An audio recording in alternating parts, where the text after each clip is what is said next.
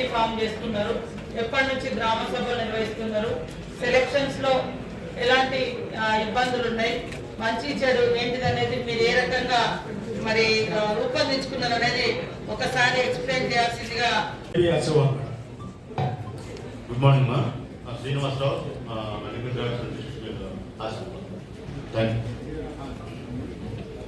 నమస్కారం మేడం, నా పేరు సంపత్ కుమార్. నమస్కారం మేడం, నా పేరు Bansilal, PD housing Mancherial.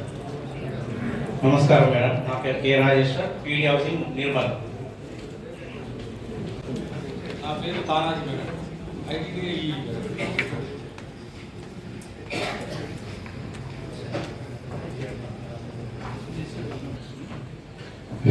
Good morning madam, నా పేరు Rajeshwara, district fisheries officer Nirmal. నమస్తే మేడం, నేను ప్రతిష్టాత్మకంగా తీసుకున్నటువంటి 4 స్కీమ్స్ ఏవైతే ఉన్నాయో వాటిని మరి జనవరి 26వ తారీఖు నుంచి అమలు చేసి పేదవాళ్లకు, అరువులకు ఇందిరమ్మ ఇల్లు, రైతు భరోసా, మరి అదేవిధంగా ఇందిరమ్మ ఆత్మీయ రైతు భరోసా, రేషన్ కార్డ్స్, ఈ 4 స్కీమ్స్ ను మన ప్రభుత్వము అత్యంత ప్రతిష్టాత్మకంగా తీసుకొని అమలు చేయడం కోసం మరి రివ్యూస్ ఏర్పాటు చేసి సర్వే చేయాలని నిర్ణయించడం జరిగింది. దానిలో భాగంగానే మరి మనము 13th నుంచి వాస్తవానికి మనకు అవకాశం ఉండే మీటింగ్స్ పెట్టుకోవడానికి.